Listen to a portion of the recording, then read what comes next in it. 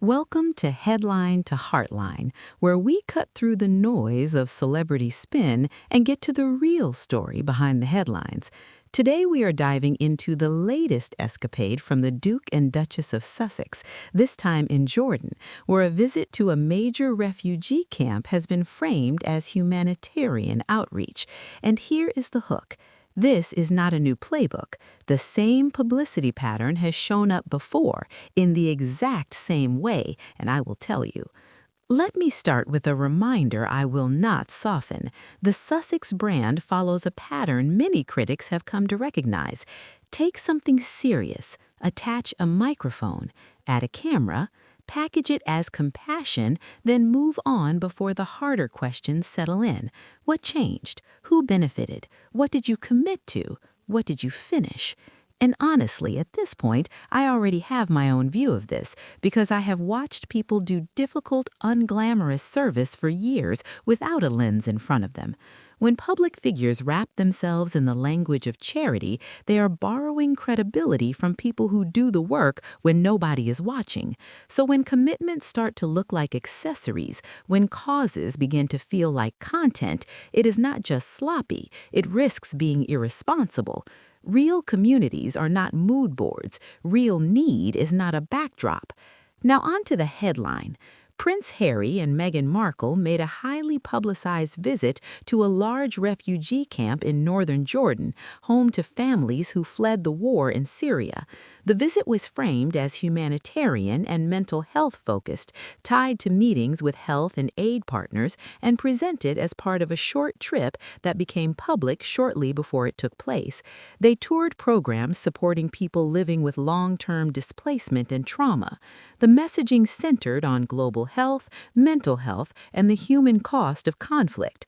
Those are real issues. They deserve sustained attention. This was also their first major international trip in roughly a year and a half, following other high-profile overseas visits since stepping back from official royal duties.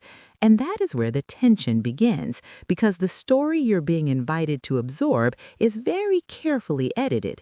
Here is my question.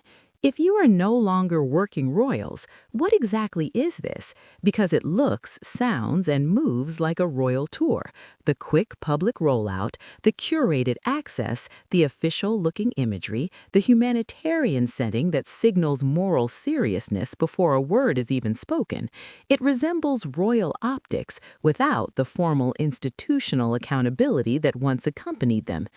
And before anyone says, but they are private citizens, let us be precise. Most private citizens do not generate this kind of international media architecture for a short visit. This does not look like ordinary private travel. It resembles representation. It resembles soft power. It resembles a carefully managed narrative. Now connect the dots with me because this is where the pattern becomes the proof. This Jordan visit is not being judged in isolation. It is being read through a trail of earlier coverage, short notice announcements, heavily photographed arrivals, meetings framed around big themes, and a flood of messaging that lands fast, clean, and camera-ready. The story always arrives pre-packaged with the same emotional cues: seriousness, compassion, urgency. Then the cycle moves on, and the public is left with imagery and language, not receipts and timelines. That is not me defining who they are. It's me describing how the machine operates. Public moment first, measurable follow-through later, if ever. And if you're thinking maybe that's unfair, then good. Keep that skepticism. Just apply it in both directions. Ask for proof, not vibes. Ask for outcomes, not optics. Let the behavior speak for itself and let the audience decide what it means. Now let's address the recurring contradiction: privacy and security. For years, we've been told their safety concerns are profound, yet repeatedly their movements become public events. Their presence is widely known. Cameras are present. The trip is framed for visibility. You cannot emphasize danger on one hand and embrace maximum exposure on the other without inviting scrutiny. People notice patterns. And I'm going to be direct while staying fair. It risks reading like reputation management.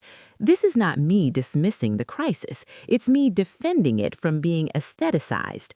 A refugee camp is not a content set. It is not a symbolic accessory. It is a place where families live inside prolonged uncertainty.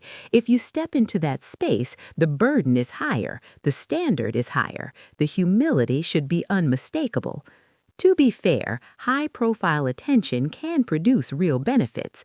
Publicity can unlock funding, amplify neglected stories, and pressure decision-makers to act.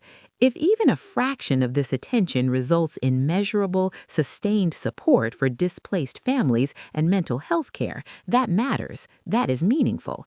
But past patterns have conditioned many observers to expect performance first and proof later.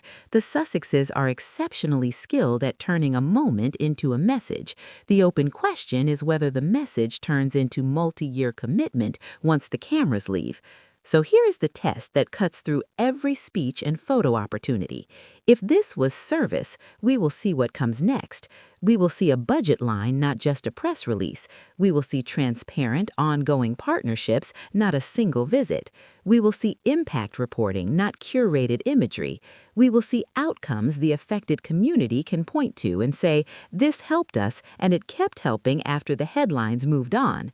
Until then, skepticism is not cruelty. It is basic consumer awareness in the marketplace of modern virtue. Thanks for spending this time with me on Headline to Heartline.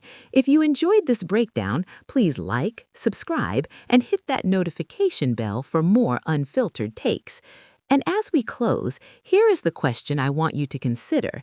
In an era dominated by performative activism, what evidence should the public require before we call something genuine philanthropy instead of self-serving publicity?